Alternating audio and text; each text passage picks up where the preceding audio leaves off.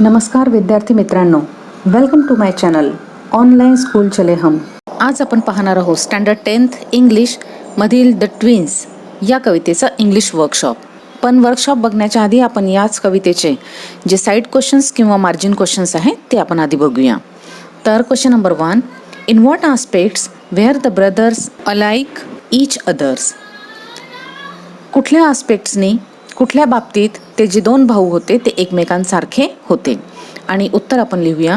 The brothers were alike each other in form and feature, face and limb. दोन जुळे भाऊ त्यांच्या form and features म्हणजे structure and appearance, ज्याला आपण रूप आणि चेहरेपट्टी आणि चेहरा आणि त्यावरचे जे हावभाव होते या सर्व बाबतीत एकमेकांच्या सारखे होते. Question number 2, what name did the speaker get. The speaker got his brother's name Henry.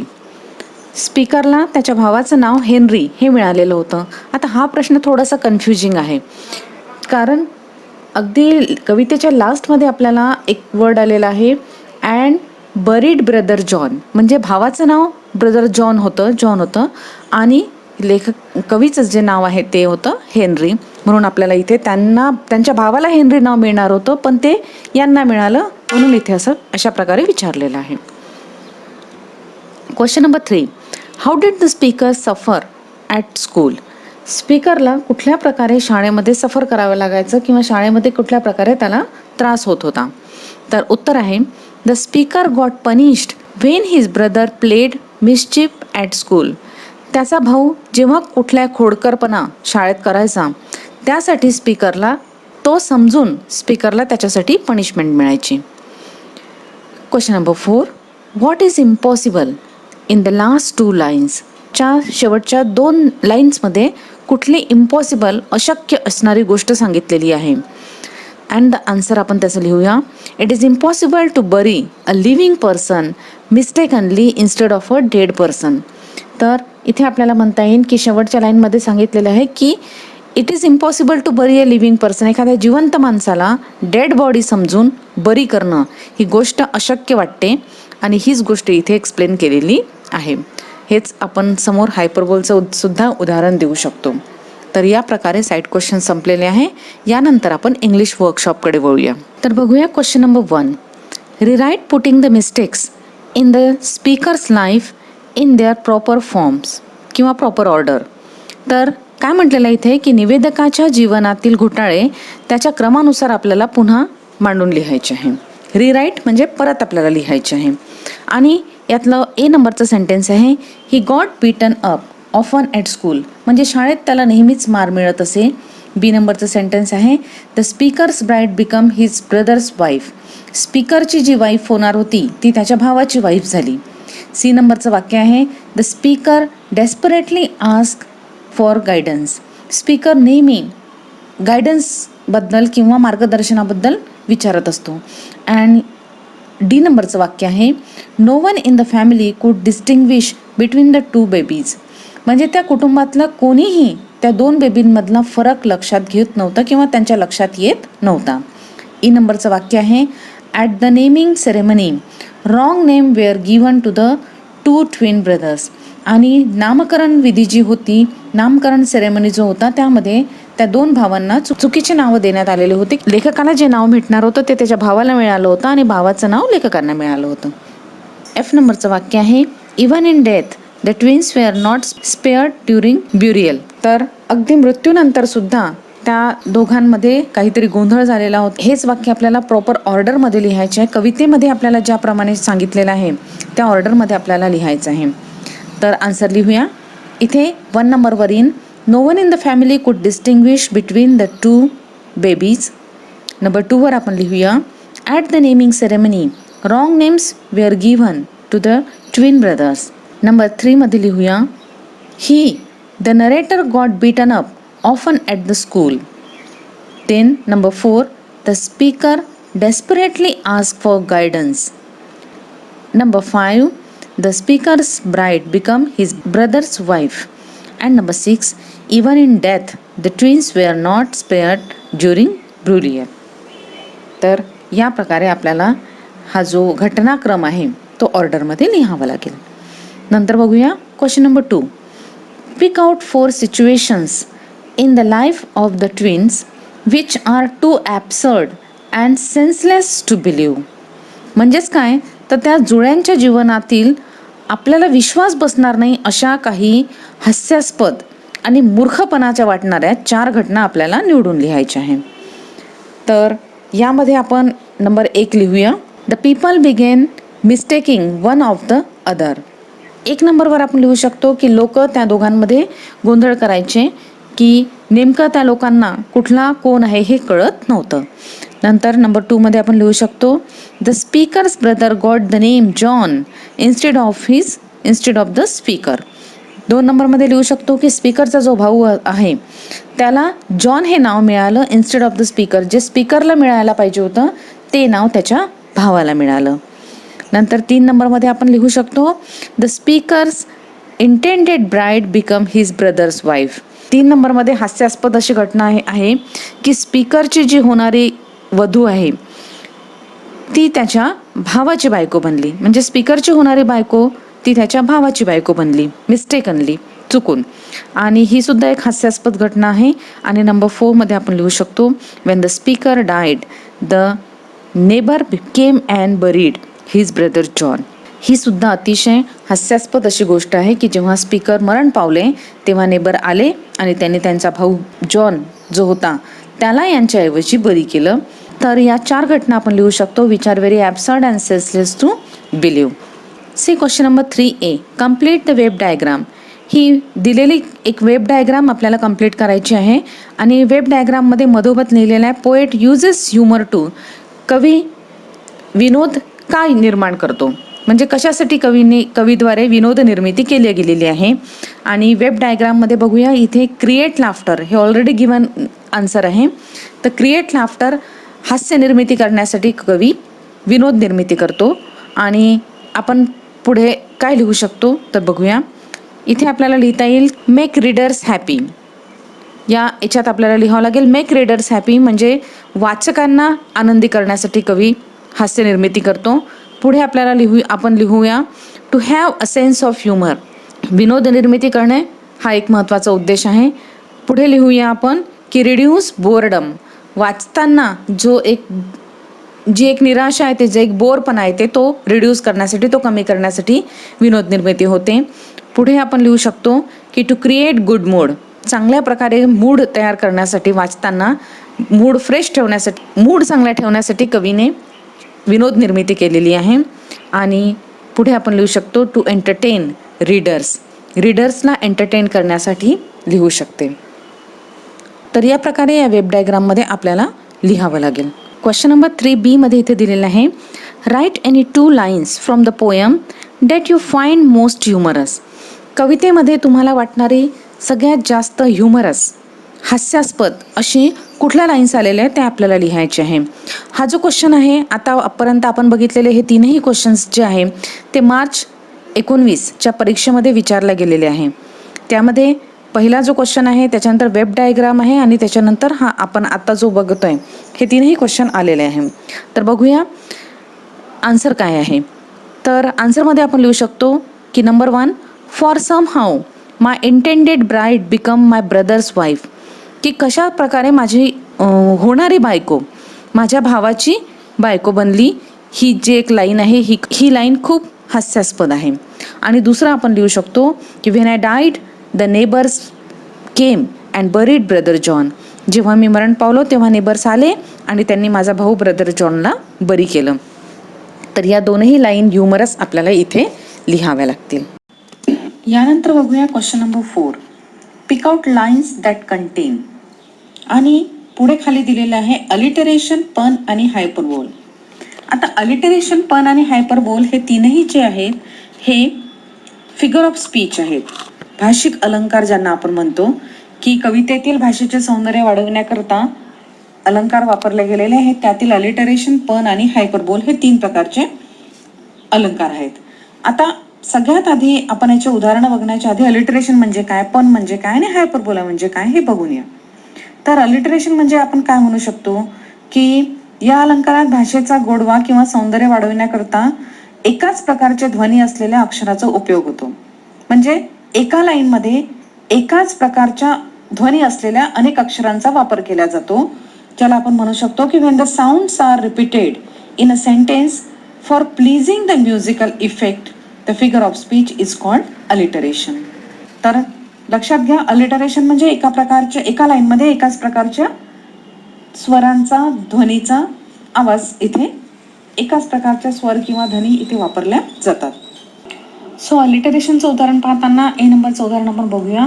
In form and feature, face and लिम. बघा इथं एफ एफ एफ 3 वेळा एफ हा वर्ड रिपीट झालेला आहे. त्याच्यानंतर आपण बघूया इट पझल्ड ऑल अवर किथ अँड किन. किथ अँड किन याच्यामध्ये के रिपीट झालेला आहे. हे सुद्धा अलिटरेशनचं उदाहरण राहील. त्यानंतर तिसरं उदाहरण बघूया. One day to make the matter worse. इथे मेक आणि मॅटर याच्यामध्ये एम एम हा शब्द आलेला आहे. हे सुद्धा अलिटरेशनचं उदाहरण आपण बघूया. किंवा अजून एक अलिटरेशनचं उदाहरण बघूया. As we were being washed by nurse. We चा डब्ल्यू, वेअरचा डब्ल्यू आणि वॉशचा डब्ल्यू. डब्ल्यू हा शब्द या एकाच लाईनमध्ये 3 वेळा आलेला आहे, त्याच्यामुळे याला सुद्धा आपण अलिटरेशनचं उदाहरण म्हणूया. यानंतर बघूया पण. आता पण म्हणजे काय, तर मराठीत त्याला कोटी किंवा श्लेष अलंकार वगैरे सुद्धा म्हणतात. यामध्ये काय असते, it is a play on words. Pun has a humorous use of a word or words with 2 or more meanings. या अलंकारात 1 किंवा 2 शब्दांवर विनोद निर्माण केलेला असतो आणि अशा अलंकाराला श्लेष अलंकार किंवा पण असे म्हणतात. तर इथे आपण बघूया या कवितेमध्ये आलेले पण अलंकाराचे कुठले उदाहरण आहेत. इथे आपल्याला म्हणता येईल आय ग्रीव सो लाईक माय ब्रदर. या वाक्यामध्ये पण अलंकार आहेत. त्याच्यानंतर आपण उदाहरण दुसरं देऊ शकतो. That folk can taking me for him. या वाक्यात सुद्धा पण हा अलंकार होतोय. यानंतर तिसरा दिलेला आहे हायपरबोल हा अलंकार. आता हायपरबोल म्हणजे काय, तर अतिशयोक्ती अलंकार. अतिशयोक्ती या शब्दातच त्याचा अर्थ आलेला आहे. म्हणजेच when a statement is overstated or exaggerated for effect, the figure of speech is hyperbole. म्हणजेच काय की या अलंकारात एखादी कल्पना, विचार किंवा एखादी घटना अतिशयोक्तीपूर्ण किंवा खूप फुगवून, खूप अवास्तव स्वरूपात सांगितलेली असते, तेव्हा तिथे हायपरबोल हा अलंकार होतो. आता या कवितेत बऱ्याच अशा गोष्टी आहेत की ज्या खूप फुगवून सांगितलेल्या आहे आणि आपल्याला माहिती आहे की प्रत्यक्षात असं काही होत नाही. म्हणून आपण यातले उदाहरण फाइंड करूया. ए नंबरचं उदाहरण बघूया. For one of us was born a twin yet not a soul knew which. हे देता येईल. त्यानंतर बी नंबरवर आपल्याला लिहावं लागेल किंवा आपण देऊ शकतो. My brother John got christened me and I got christened हिम.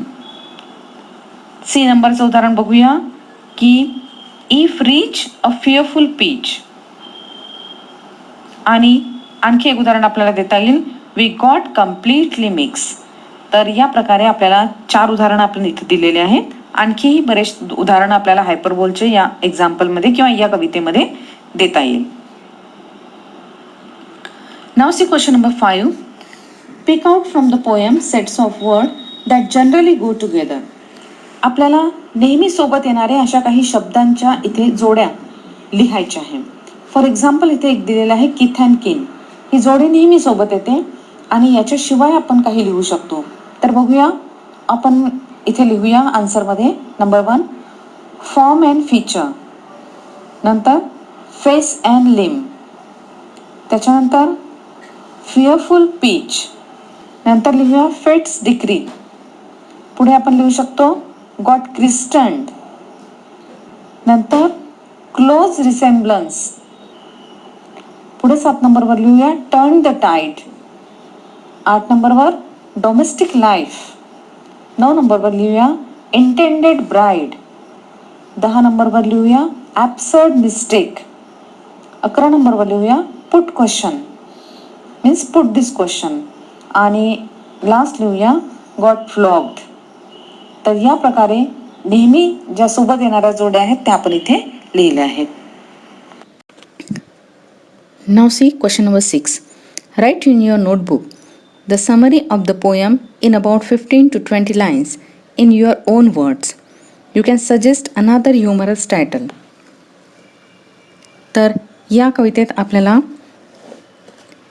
15 ते 20 ओळींमध्ये समरी लिहायची आहे आणि एक वेगळं टायटल आपल्याला सजेस्ट करायचं आहे. तर आपण सजेस्ट करू शकतो द ट्विन प्रॉब्लेम. या प्रकारे टायटल लिहूया, द ट्विन प्रॉब्लेम, आणि समरी बघूया. The poet Henry and his brother John were born twins. However, they were so similar in their looks and appearance that everyone was confused which was which amongst the two.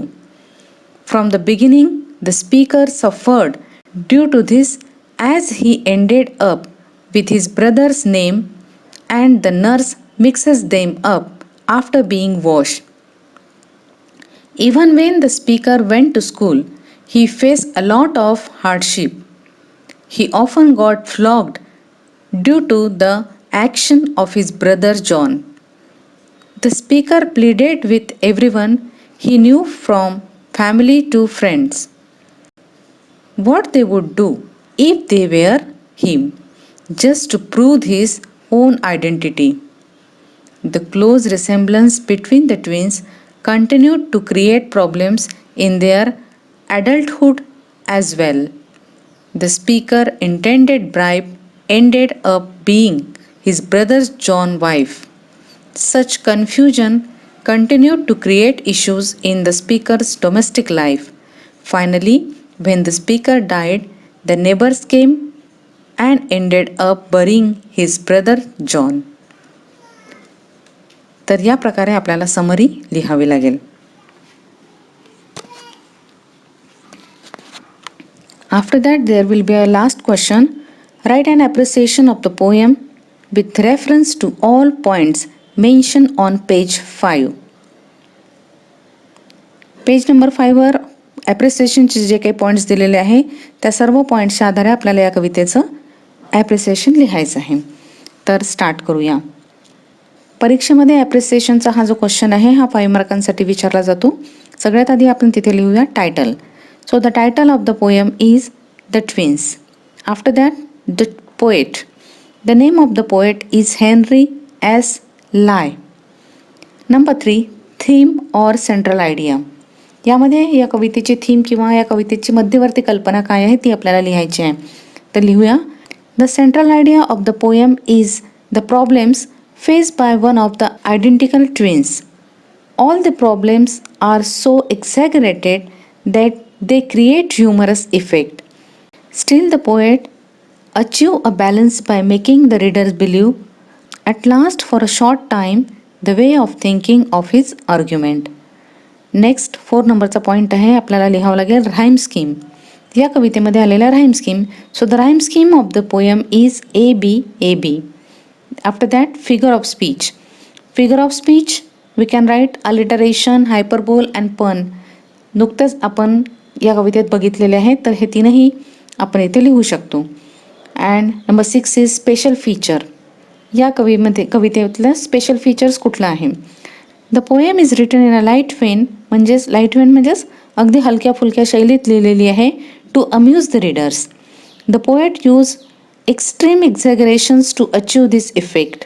Steel the exaggerations comes through the poem very convincingly that the reader for a moment is taken in by the absurd logic of the argument.